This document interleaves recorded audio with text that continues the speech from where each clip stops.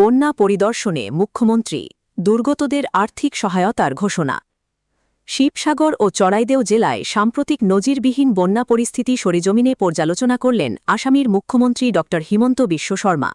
দুর্গত এলাকা ঘুরে দেখে তিনি জানান, ৯ তারিখ থেকে ক্ষতিগ্রস্ত পরিবারগুলোর তালিকা তৈরির কাজ শুরু হবে।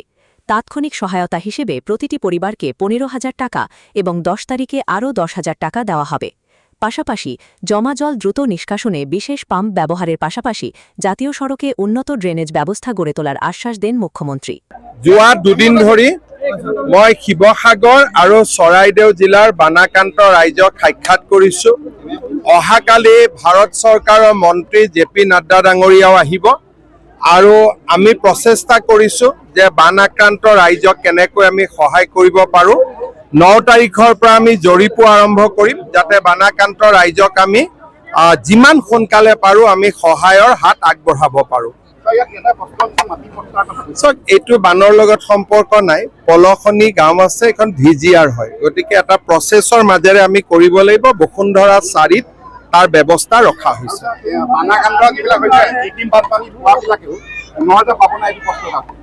যাৰ ক্ষতি হৈছে আমি দি দিম আৰু প্ৰায় ১ লাখ মানুহৰ তালিকা বনিছে, গতিকে আমি আৰু তাত বহুত বেছি চোৱা নাই।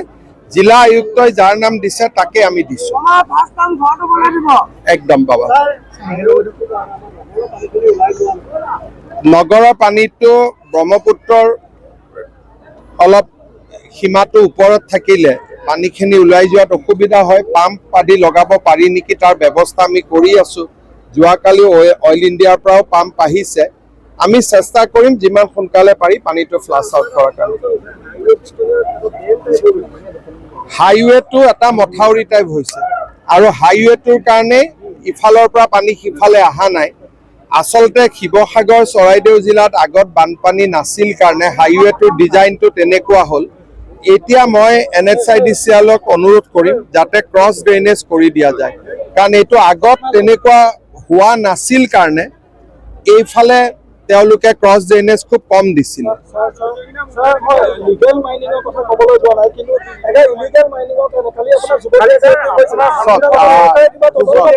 মই এটাই কথা কৈছো, তাতে যিমানখিনি ৰাইজ আছে সকলো ৰাইজেতো তাতে মাইনিঙৰ ওপৰতে নিৰ্ভৰশীল হৈ চলি আছে, যাতে যিখিনি ৰাইজ। গতিকে মই ৰাইজকে কৈছো যে আপোনালোকে সিদ্ধান্ত এটা দিয়ক। তাত এগৰাকী ছোৱালীয়ে কৈছে, বাকী কেইগৰাকী চবেই কৈছে আমি খাম কেনেকে।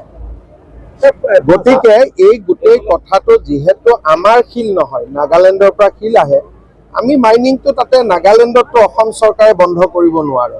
আমি ক্ৰাছাৰ কেইটা বিহুবোৰত বন্ধ কৰি দিব পাৰোঁ।